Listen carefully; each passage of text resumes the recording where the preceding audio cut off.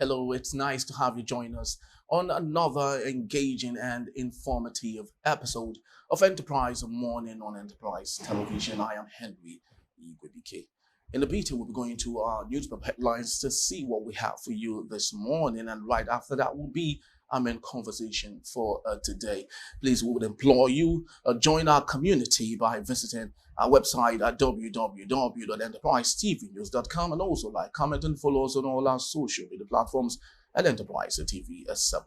With me today in the studios to do justice to our newspaper reviews and see what we have is no other but Cyril Abaku. He is a journalist and also a public affairs commentator. Good morning to you, Cyril. Glad to be here. And welcome. Thank you. Good. So quickly, let's move on to our first daily for today, and this is coming from the Daily Trust newspaper. And the big story there says CNG, no conversion centers in 27 states, and the rider, high cost of FX, a crisis, low adoption. Owners of 15.5 million vehicles in dilemma.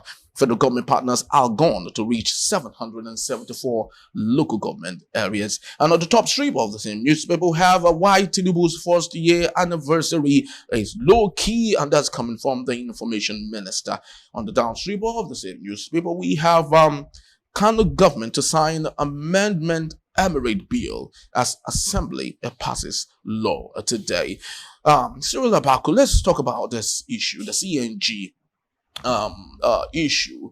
And the federal government, through His Excellency Asiwaju Bola Tinubu, has said that one of his cushioning measure to ameliorating cost of transportation is the CNG.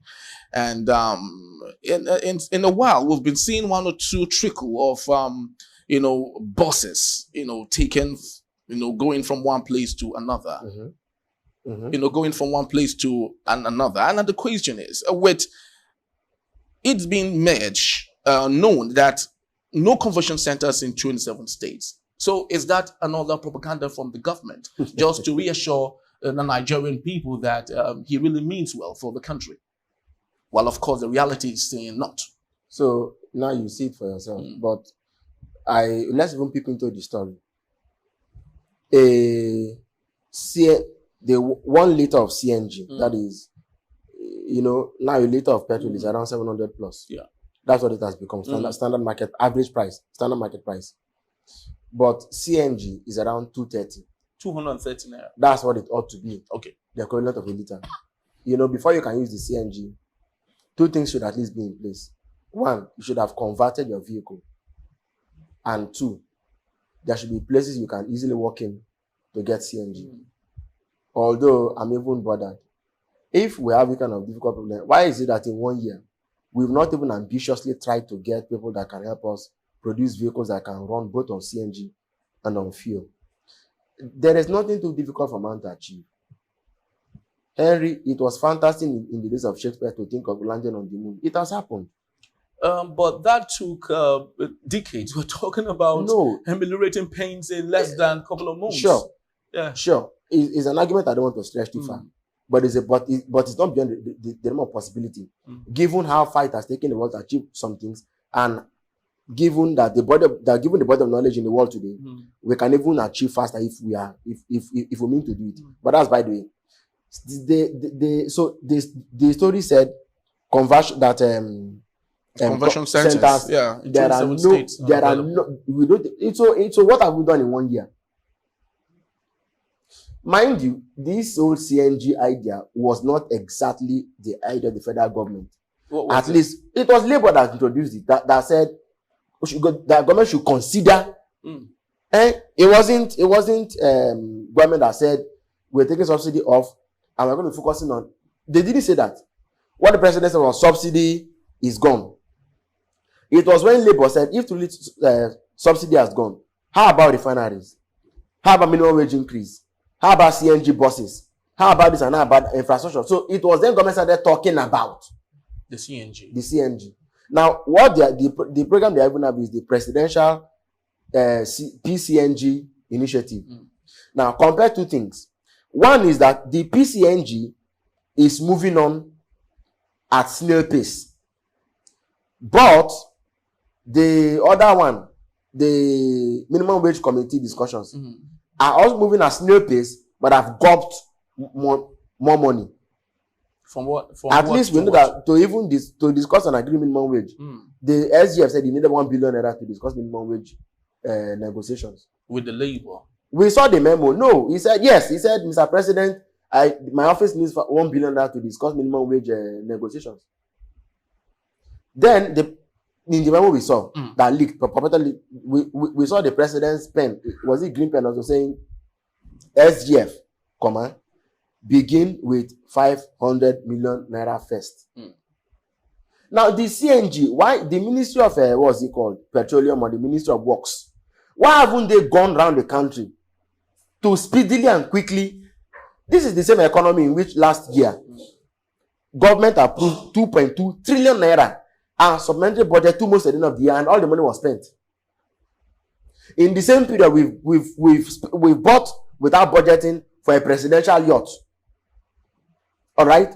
In the same period, so it means that the government's own priorities are being fed. Okay. But the rest are starving, are being starved. The rest, one of them should have to be, because that's the normal thing you should have done. I don't know if you've ever seen a CNG filling station in Lagos. Well, I saw one with the NNPC along Bagada. Yeah, but the NNPC cannot and should not even be the. I mean, it's fine that NNPC can do that, and I hope that indeed people are going to get CNG there.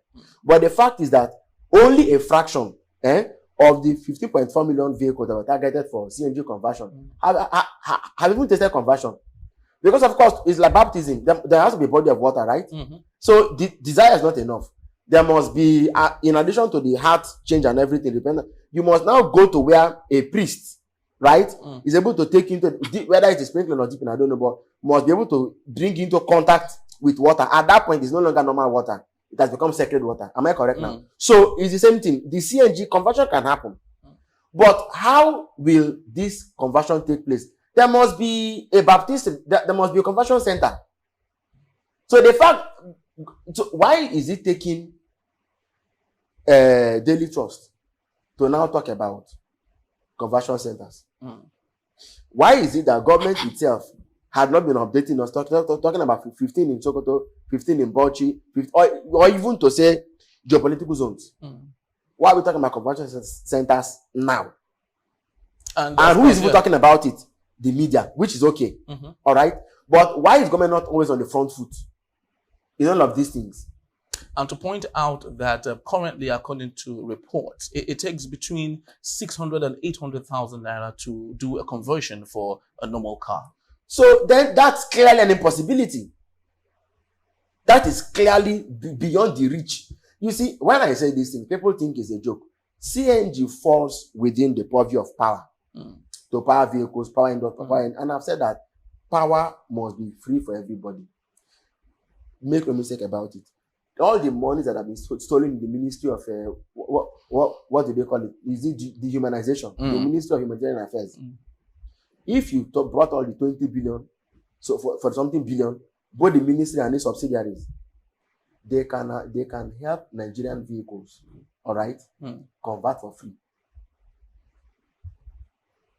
Well, thank goodness, though, the likes of Innocent are basically doing it now en masse. You know, so most of the cars now that comes out from the plant are CNG converted already. But of course, it still boils down on the affordability. Now, there is also, yes, and then there's also the issue of acceptance. Because we've been used to premium motor spirit for a very long time. Now, how do we drive acceptance? We can drive acceptance by, one, having the president, the ministers, vice president, anybody driving in a CNG powered vehicle. And showing it off. So that Nigerians can. But all of that is even secondary. When there are no conversion centers, how then do you match what they say with what they are doing? How do you match it with a genuine willingness, okay, to achieve the goal? So clearly they are not on the same path. Because, you know, it's a sad thing that when a country where you cannot take government's own word for granted. Let me tell you this thing. I'm a man of details. I like details. When you were writing WAEC or NECO back in the day, they would tell you that we were colonized by the British. And our standard form of writing a letter, because of course you have to write a letter in your WAEC English exam, they'll say the day comes before the month, before the year. I don't know if you remember that. Very true.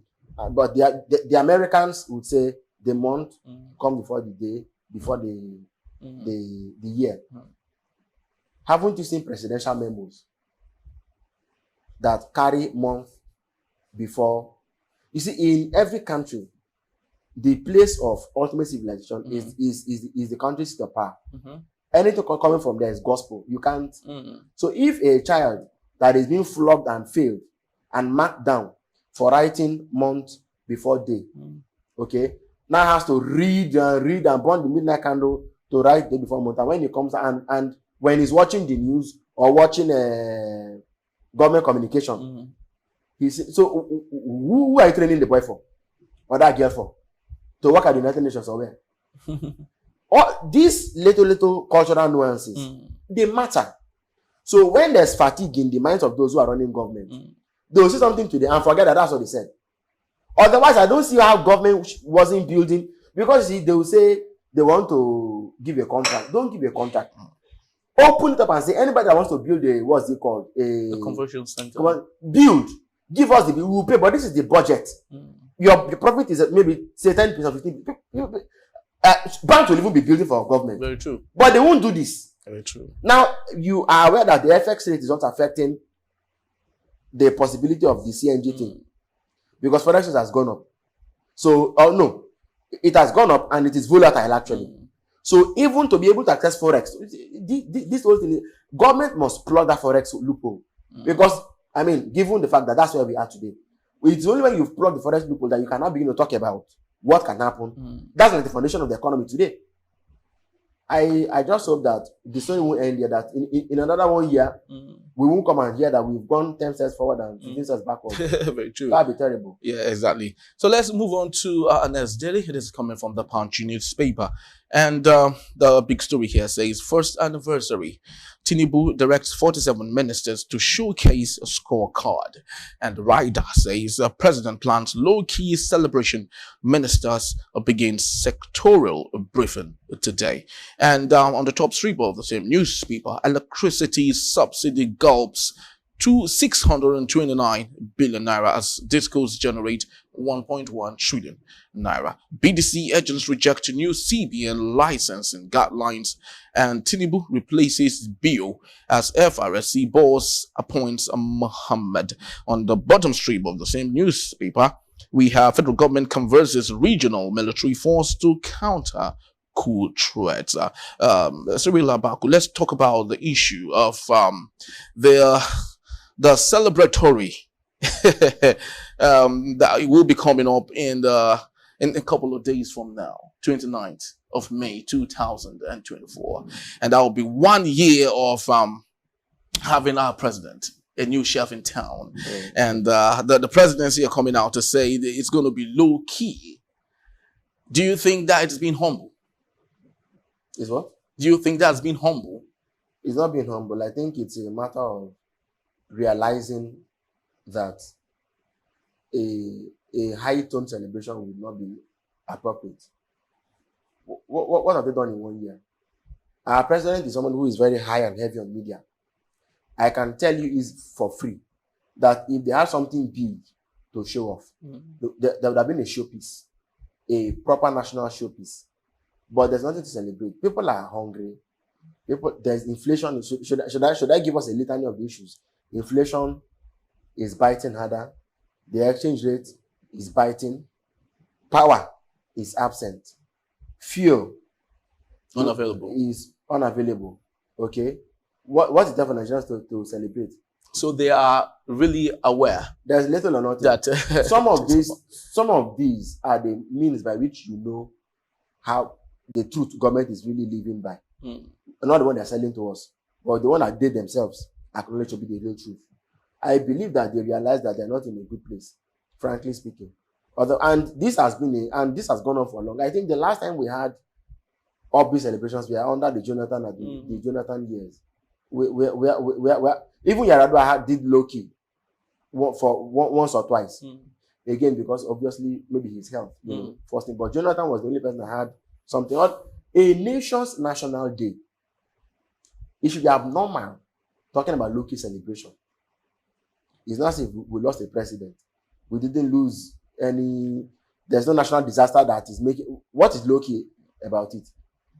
What's low-key? A nation's national day is a day of cultural pride, cuisine, dance, drama. People should, democracy, they really, right? Now it's handover day. But there should be fun fair. There should be bonuses. There should be things to say, yeah, we fought for democracy. Democracy is now, back with us. We're a president we're proud of. And how does a husband and wife say, our anniversary will be low-key? Did they lose a child? You didn't lose a child. You're living in your own house. How many wives accept that? That our anniversary should be low-key. What is low-key about it? You take out to... So I find, or you tell your child, your birthday today shall be low-key. Yeah, I agree with you, low-key. But buy me a new dress. Buy me a bottle of... get me ice cream. Take me to some... low-key. What do you mean by low-key? Children will tell you low-key. Maybe because they don't know someone low-key is. They will agree with you, but they will make sure you get them all the things you should get them as a father or as a mother. So when government is saying low-key, this is October 1, May 29, or even June 12. These are important days in our national life. So when they say low-key, what does low-key even mean? What does low-key even mean? The national troops should be taken to a goal square. We should celebrate this thing. Showcase our military might and all. Yes. If you don't do this, how does the world even then talk about you? You see, Henry, there are some things countries do. There are some sports that are not necessarily the biggest money spinners, but they are very useful in terms of putting your name in circulation. Imagine the South Africans always have a cyclist in the international cycling competitions, Tour de France and all these places. What's it called? Motor racing, car racing. You find that the Saudis now even have a Saudi Grand Prix. How many not necessarily because they actually want to. How many Saudis are motor racers? But then Saudi Grand Prix. They've also taken golf now to Saudi Arabia. They've taken football. So they do these things to keep their name. Nigeria does not want to sell anything, does not want to be in anybody's face. It's not just in this image. Even our own celebration should be low-key. How then will Nigerians believe in Nigeria that as a country we're worth something? So on a day like this, we should remember our heroes. We should remember. We should go back to recall how how Obasanjo came into power, how Yoruba succeeded in. So some back end intrigues and stuff like that. We should even showcase a movie this year, okay, of how the first May 29 eventually happened. But we don't want to think too far. May 29, you're doing to low key. I find it. You know why? If there was a reason to make it low key, so be it. But where there's no reason to make it low key, then please open it up. We need, in fact, a time like this, when I always say this thing, in order to make this thing not to collapse eventually, there must be room for Nigerians to feel happy once again. And that thing can only come when we abolish the school loan program, declare education free for all Nigerians, as they've done in France. And as Awolowo was pursuing it in the Southwest back in the day, make it free for up to university diploma. Make power also free, so that we can be allowed, so that we can learn and pursue. I listened to Pastor Olumide Emmanuel. He was saying that somebody after 22 years of schooling, the first letter you write to engage the world is to say, I beg to apply. After 22 years of schooling, the first thing says, I beg. After going through a That's wrong. And I agree with you. 80 years of schooling. After 22 years of building your mind, teaching you, the first letter you write to engage with your world is I beg. You shouldn't walk on your knees. Very true. So finally and quickly, let's move on to our last daily for today, coming from the Guardian newspaper. The big story here says 18-year-old construction work from 9 billion naira in 2006 abandoned National Library to cost over 200 billion naira. Mr. Cyril Abaku, let's take a look at this. I have seen this building myself in Abuja, and just the mere looking at it, you ask yourself, why waste so much resources, time intelligence in bringing to life this awesome edifice, and it's still not completed. Now, why do you think this is so? Remember, it's coming from the first administration, Olusegun Obasanjo's administration. So what do you think is the problem? Is it a political thing in fighting, or whatever it is? Because this is an edifice that should be a source of national honor. But of course, it's not. Library. So first of all, the National Library of Nigeria undertakes more than just storing of books. You know, when you want to get an international serial book number or international serial standard number, it is the National Library that awards it to publishing firms. That's one. Number two, the National Library ought to be a national memory. Actually, national memory. But newspaper back numbers, books, you know, all kinds of publications. Every copy that published every day should be stored there. So that's like a national warehouse for knowledge and everything. Now, that place should move from its physical hard copies phase into a digital space, actually. They should be digitizing their content. But go and check. Let me answer your question. You are asking me why the thing has not finished till now. Yeah. It's a Nigerian factor. And what exactly is the Nigerian factor? So if you go and check at every time, if you go and do a forensic analysis of how the money has been given, they've been awarding those monies, award a little, seize, award a little, and in every budget cycle, they will insert it again.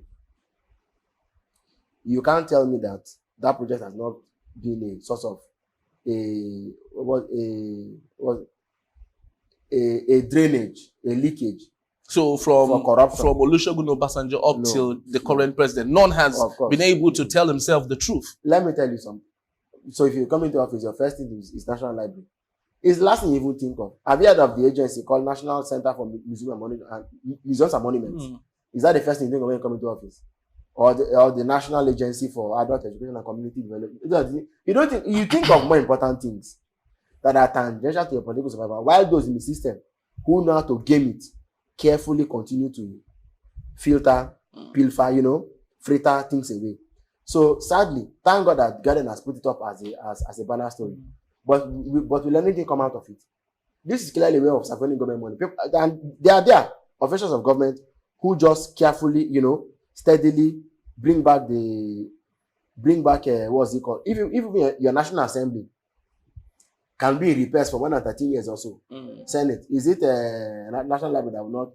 You should even pray that this thing will finish in the next 20 years. It may not. And there are many of them like that. They are under repairs for donkey years. Or they are being built for donkey years. People are making money off of these things. Like the Lagos Ibadan Express Road, Nigeria's Family Road. It doesn't ever get tired of eating money. It continues to park in or the East West Road. Or the Third Mainland Bridge. Third Mainland Bridge. When they finish Third Mainland Bridge, I said this road. I had my doubts, and it turned out to be healthy skepticism because after they did the propaganda video and said this bridge has been fixed, they put lights, they put that. I saw another story that came up and said that they want to do resurface. There are roads in this Lagos that are beautiful and they're okay. The next thing you see, they're breaking it up and resealing it. What for? When in Ikorodu and all these other places, Ijogun roads people are parking and running away from their houses because of bad roads. So they know what gives them joy. And that's what they naturally pursue. Because they lack patriotism, they lack nationalism, they lack loyalty to their country, they are only loyal to their pockets. They start at the end of the day, one is stolen. It's never put to any good use. What do they do with it? Pepper soup, beer. Then they buy houses that they will not live in, buy cars that they will not drive. And that's their side chicks. Their side chicks. They send their children overseas who don't turn out to be anything meaningful. We've seen this cycle over and over again. Very Unfortunately, it's sort of a account. We're not reading anything. John Achebe or Emosituola.